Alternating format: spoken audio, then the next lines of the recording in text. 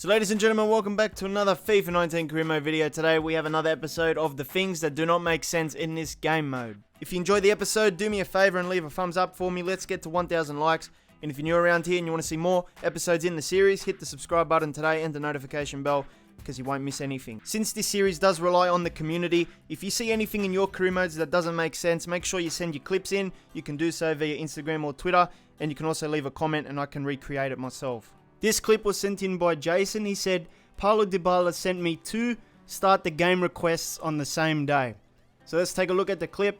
The first one from the 24th of the 11th, 2018. And it's like, this upcoming game is crucial, so I think I can do a much better job if you pick me over some other player for the match. You know that email. And that was the suggestion boss email that we all know and love. And then underneath that is the for the upcoming match email sent on the same day, the 24th of the 11th, 2018 by Dybala. And it's like basically, I've seen the provisional lineup, you know that email, and I'm amongst the subs. I've been playing well, so I really want to keep the momentum going and start the game. So I think this is classified as spam email, Mr. Dybala. I think that one email is sufficient enough to get the manager's attention, but maybe you feel 2 is necessary, I'm not sure.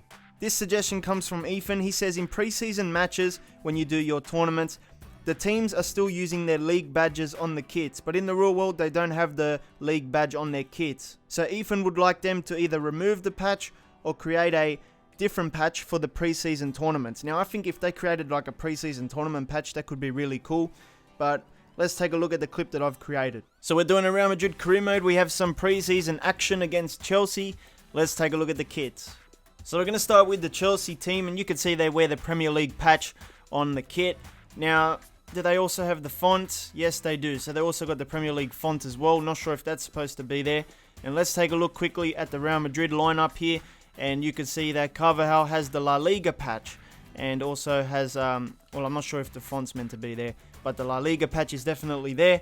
Now, this doesn't make sense because they're not playing a La Liga match, they're not playing a Premier League match, so why do the clubs have the patches on the sleeves? I found 2 images for Real Madrid and Chelsea when they played their pre-season tournament back in August this year, and you can see on the Chelsea kit, there was no Premier League patch, there was only the Hyundai sponsor, and on the Real Madrid kit as well, there was no La Liga badge. We've seen that this year EA can change the patches for certain leagues and stuff. I hope that they can add a feature that actually removes the league patches in preseason games, or even better, create their own little like EA Sports preseason tournament patch, because it's not like the Champions Trophy is a licensed thing in the real world, so EA, they have all the rights to it. They can create the patch for it, they don't have to mimic real life with it. And I would definitely find this pretty cool if they managed to do it in FIFA 20 career mode. This suggestion was sent in by Pokemon, and he said he was managing Real Madrid in 2022 and they still have their 2017 Club World Cup winners patch on their kit. Now obviously this doesn't make sense. At least have it on for 1 season, which is the season they're supposed to wear it, and then get it off their kit. We don't want to be in 2033 and Real Madrid still has the 2017 Club World Cup winners patch on the kit. Obviously they can't give it to another club because the Club World Cup doesn't exist at the moment, so they're better off just taking it off the kit if they can. And also, he said he was managing France in 2023, and they still had the World Cup 2018 winners patch on their kit. So this is pretty much like the Club World Cup patch. It doesn't go away no matter what year you're in career mode. It's still embedded on the kit. And obviously, it just kills the realism a bit because it's good for the first 4 years until the next World Cup. If you don't win the next World Cup, they should get it off your kit or at least update the year if you manage to win the World Cup back to back. This one was sent in by Jay, and it's pretty funny. It's got to do with Lukaku going to Everton on a transfer, and it's pretty much the news article getting it wrong once again.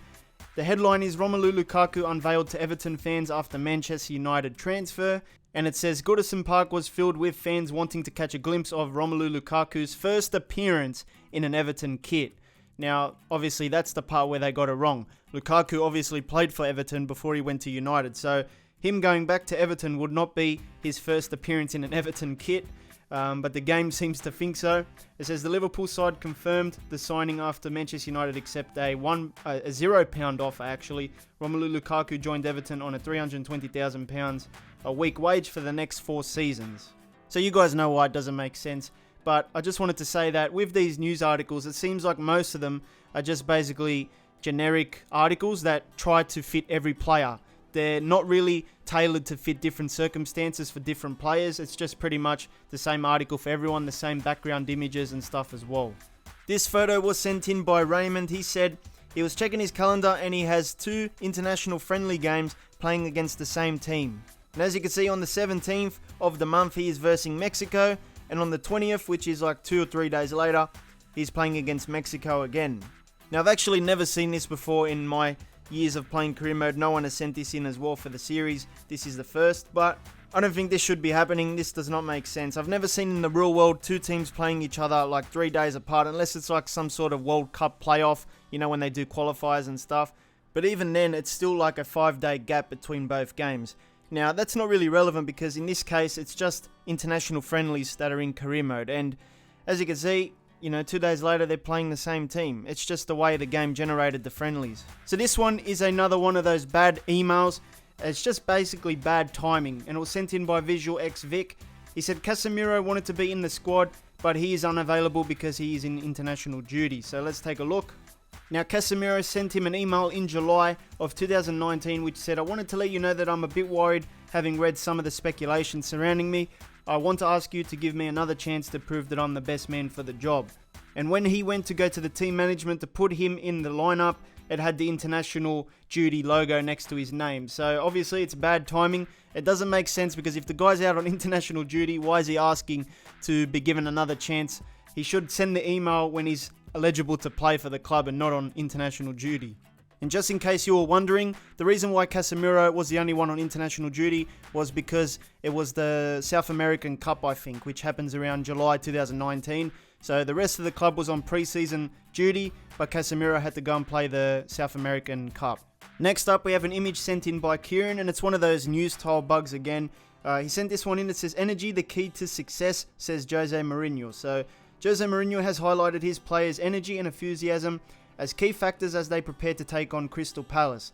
That's what Manchester United is all about, that energy and enthusiasm and all the other crap that he says. So basically, he's coaching Crystal Palace and he's coming up against Manchester United, hence why Jose Mourinho was talking about his players, and they've used the Nottingham Forest club logo as part of the article. As you can see, there's Crystal Palace's logo and there's Nottingham Forest's one, but it should be Manchester United's logo. This next clip was sent in by Kian, and he said that the player was triggering interest from big clubs according to the article, but when you go to sign the player, it says that he recently joined. So let's take a look here. It says next generation 2018 best young players to watch. And I want you guys to disregard the first paragraph. Take a look at the second one. And this player is Adewusi. And it says about him, it's hard for the chairman of Carlisle United to keep media attention away from Adewusi. The 18-year-old's achievements in the ranks of the youth squad are triggering interest from the big clubs, with incoming bids for his signature seeming inevitable. Basically suggesting that, you know, the clubs are interested and there's only a matter of time before the bids are actually going to come for this guy. And basically what he does is goes to search the player in the transfer hub. He managed to find him, and it says Sam Adewusi. The player has just recently joined this club and won't move again. So why does the article say that incoming bids for this guy are going to be happening soon? He's sparking a lot of interest, but in reality, the game mode doesn't even let you send in a bid because he recently joined the team and he won't move again. So to me, it didn't make sense, and I guess to Keane, it didn't make sense as well. This suggestion comes from By Rooney. He says he was doing a Bray Wanderers career mode in the Irish League, and he won the Champions League 10 years into the save, and it still says that players won't be willing to relocate when he went to make some signings, despite being a Champions League winner. So for the whole save, he said he had to use loans and release clauses in order to acquire players. Now this is definitely in the game, especially when you're a smaller club and you're trying to sign maybe Premier League youngsters from Man United, Man City and stuff. They will say that they're not willing to relocate, probably because they don't want to go from a top club down to a smaller club or something like that. And I guess that does make sense because, you know, if you're playing at Man United as a 19-year-old, you don't want to go down 4 divisions to, you know, play there because they want to sign you. You want to try and stay in the top division.